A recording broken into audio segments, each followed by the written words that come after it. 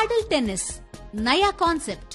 పూర్తి వివరాలకు చదవండి రేపటి సాక్షి హైదరాబాద్ ఎడిషన్. హైదరాబాద్ పుప్పాలగూడలో భారీ అగ్ని ప్రమాదం జరిగింది. ఓ అపార్ట్మెంట్లో గ్యాస్ సిలిండర్ పేలడంతో మంటలు చెలరేగాయి. భారీ శబ్దాలు రావడంతో అపార్ట్మెంట్ వాసులు భయాందోళనకు గురయ్యారు.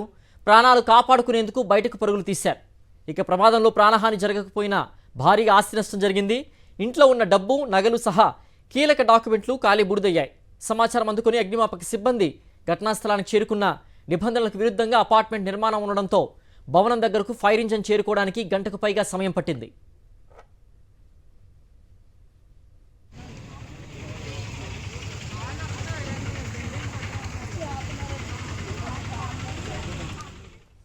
మరింత సమాచారం మా ప్రతినిధి సుస్మిత అందిస్తారు. పుప్పాలగూడలోని ఒక అపార్ట్మెంట్లో భారీ అగ్ని ప్రమాదం చోటు చేసుకుంది. ఏ సమయంలో చోటు చేసుకుంది, ఏ విధంగా చోటు చేసుకుంది ఒకసారి అడిగి తెలుసుకునే ప్రయత్నం చేద్దాం. ప్రస్తుతం మనతో ఫైర్ సేఫ్టీ అధికారులు ఉన్నారు, ఒకసారి మాట్లాడించే ప్రయత్నం చేద్దాం.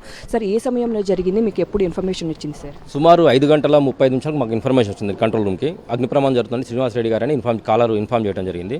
ఇన్ఫార్మ్ చేయడంతో పాటు ఏంటంటే ఇది గోల్డెన్ ఓరియన్ విల్లాస్ అని చెప్పి బ్లాక్ బి అండి పుప్పాలగూడలో ఉంది.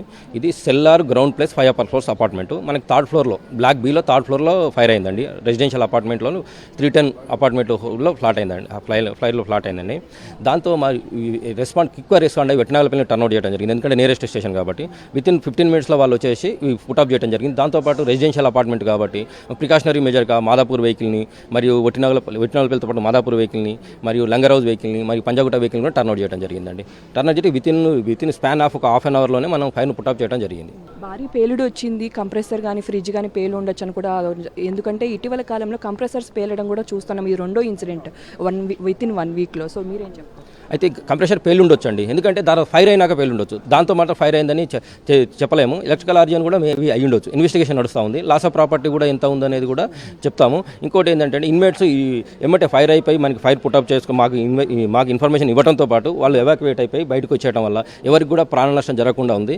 ఇంకోటి దాంతోపాటు చుట్టుపక్కల వాళ్ళు కూడా అవేర్నెస్ చేశాం. మేము వచ్చిన తర్వాత అవేర్నెస్ చేసి బయటికి అసెంబ్లీ పాయింట్కి మూవ్ చేయడం జరిగింది. దాంతో ఏంటంటే ప్రాణ నష్టం జరగకుండా అయితే చూడగలిగాం. ఇప్పుడు అపార్ట్మెంట్ సిచ్యువేషన్ ఎట్లుంది? పక్కన అపార్ట్మెంట్ వాసులకి ఏమైనా ఇంపాక్ట్ ఉందా? వాళ్ళకు కూడా ఏం లేదండి. పక్కన అపార్ట్మెంట్స్ అంటే కొంచెం స్మోక్ వల్ల బ్లాక్ అవ్వడం అది జరిగింది, కానీ క్రాక్ చిన్న మైనర్, కానీ దానివల్ల వాళ్ళ అపార్ట్మెంట్ వాళ్ళకి ఏమి కాలేదండి. ఈ అపార్ట్మెంట్ మనకు ఫైర్ అయిన అపార్ట్మెంట్ మాత్రం టోటల్ ఫాల్ సీలింగ్ ఉంది కాబట్టి ఫాల్ సీలింగ్ కానీ అవి కానీ క్లాత్స్ అన్ని ప్రతిదీ కంబర్షబుల్ మెటీరియల్ అండి. ఇంట్లో ఉండే ప్రతిదీ అంటుకునే వస్తువే కాబట్టి అవన్నీ గాలిపోవడం జరిగింది. అంతేగా కాలంలో కూడా చూస్తున్నాం ఫైర్ యాక్సిడెంట్స్ ఎక్కువ అవుతున్నాయి. ఫైర్ సేఫ్టీకి సంబంధించి అవేర్నెస్ కూడా కల్పిస్తూ ఉన్నారు. ఇక్కడ సంబంధించి ఎక్కడ ఫైర్ సేఫ్టీ లేదని కూడా చెప్తున్నారు. సార్, నిజమేనా? ఫైర్ సేఫ్టీ ఉన్నాయంటే పోర్టబుల్ ఎక్స్టింగ్విషర్స్ ఉన్నాయి, అవి ఉన్నాయి. ఇంకోటి ఏంటంటే లైఫ్ సేఫ్టీలో భాగంగా స్టేర్ కేసెస్ కూడా క్లియర్గా బ్లాక్ చేయకుండా క్లియర్గా ఉన్నాయి. అన్ని ఇన్స్పెక్షన్ చేశాము ఒకసారి. ఓకేనండి, పర్లేదు, బాగానే ఉన్నాయండి. బట్ అంటే ఫైర్ ఇంజిన్ రావడానికి కూడా చాలా ఇబ్బంది అయిందని కూడా చెప్తా ఉన్నారు.